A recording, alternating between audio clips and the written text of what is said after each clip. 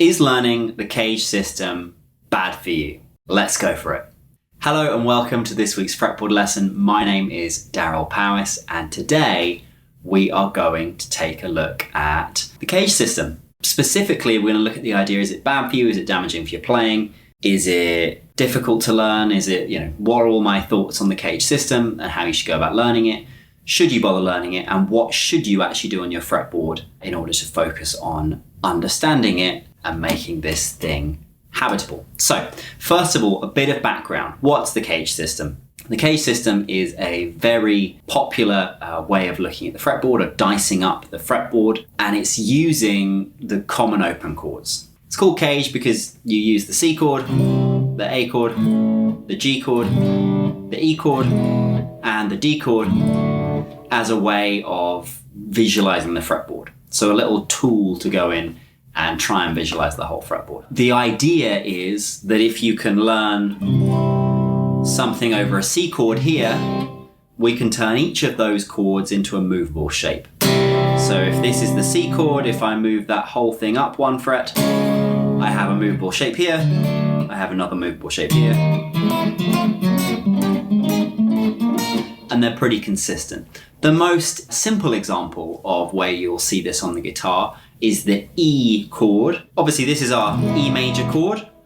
When we play an F chord, we're playing the same shape on the guitar, but putting our first finger down on fret 1.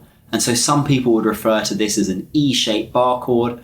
I like calling it a 6-string bar chord. But regardless, there's lots of similarities between the F and the E there, and every other. There's a lot of similarities between that E chord and the F chord and all the other bar chords that I just played all the way up there. And that's what the CAGED system is making reference to on the guitar, that we have some shapes and we can move those shapes around. Hey, I just thought at this point you might be wondering how I visualize the fretboard, and if that's the case, I don't use CAGED and I don't use 3 notes per string, and I also kind of do use both of those. I use something which is a bit more fundamental than those, and I teach it, and you can get it in the link below, and the 5 levels to fretboard freedom. Check it out, just added new stuff to it.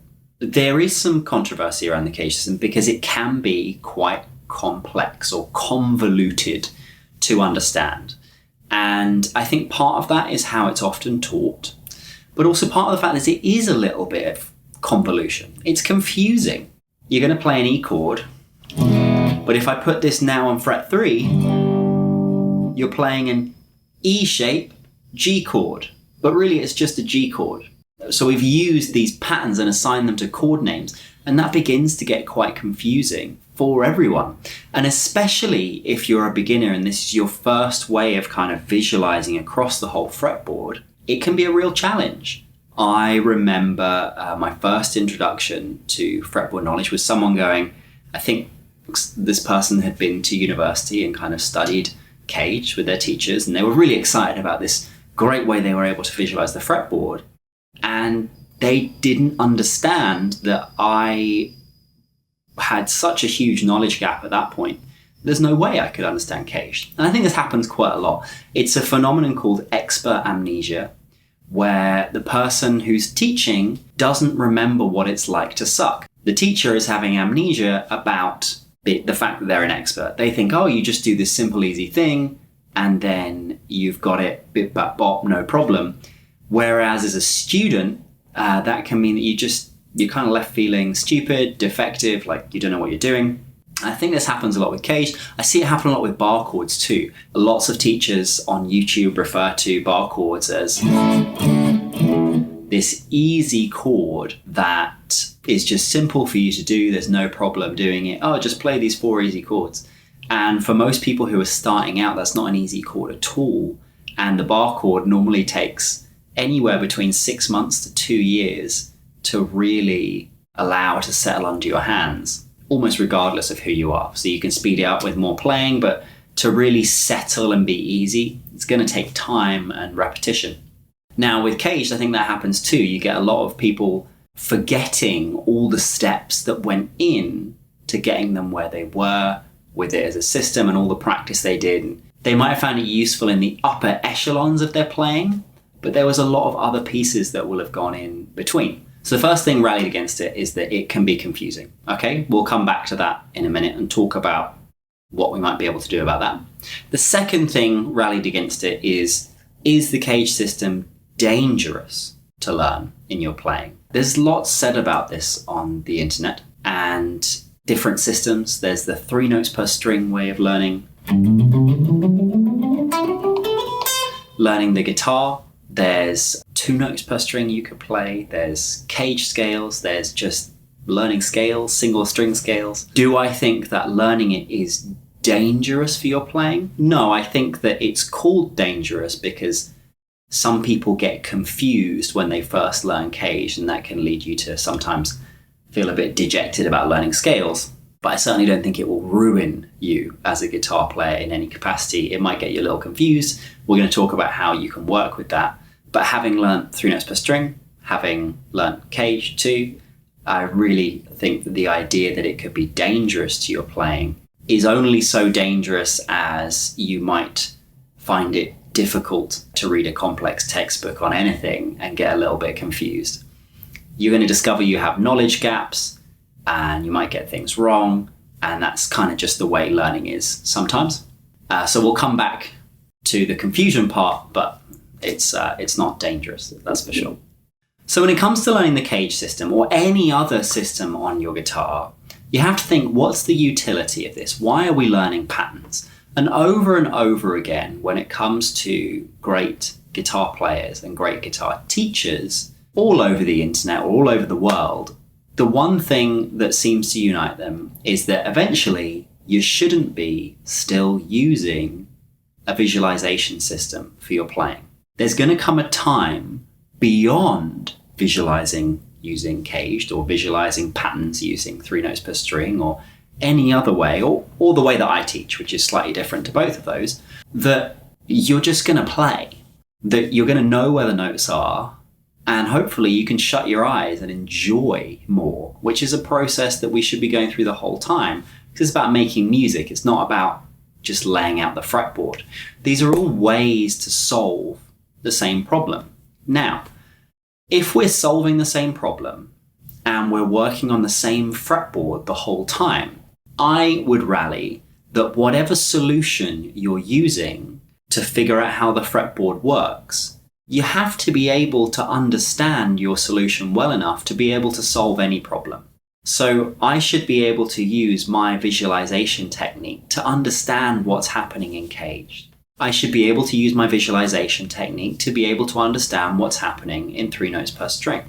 And to do that, I have to really know my fretboard, and I have to have a system which kind of supersedes both of them, or is more basic or more fundamental than either of those systems or any other system that you want to throw out there. And where I like to start, rather than either of them, is with the single string scale. So knowing where your note function is on a single string. There's no secret to that. If you've seen my videos before, you'll know that I'm mad for a single string scale.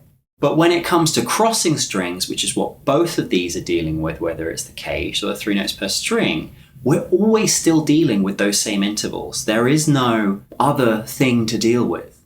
There's only intervals that happen on a string, and then we spread them across the guitar in other ways. So that's a third. That's a third right there. And then up here, that's a third again, or it's technically not a third, it's actually a tenth, but we can think of it as the note function of a third up on the guitar. So when it comes to visualizing 3 notes per string scales or doing CAGED, that's actually the first thing that you have to be able to do, is to know what a third is and what a fifth is. Because when it comes to those chords, what's really going on is the first thing they're asking you to do is take an E major chord and tell me what function are each of the notes in that chord. So if the E is our root, what's this note here? It's a B. So in an E chord, or to an E, that's actually a fifth. And then the same for the rest. We have another E, we have a third, we have a fifth. and we have a root up there. Now, I like 3 notes per string, and I like CAGED, and I like any other way that you can think of visualizing the fretboard, because I think they're good challenges. But where I disagree with most of the guitar educators on the internet, I'm sure it's not all of them, but a lot of the videos that I've seen around this topic, is thinking these are systems that are going to make the guitar suddenly just click for someone.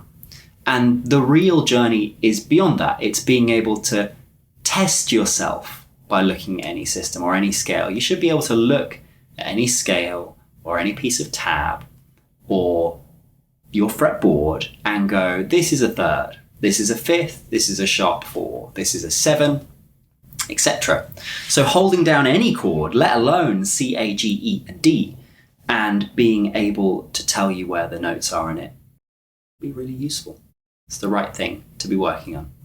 Now, if you're interested in learning about the single string technique that I talk about, go into the chat below. I've just updated my 5 levels of fretboard freedom so that there's more information about really important things that you need to know, which is how to find your notes on the fretboard and learn them, so you really kind of hard code them in your brain, and how to learn your intervals on the guitar or your note function on the guitar so that you can start actually understanding how your fretboard works and how to piece it together in all sorts of different ways.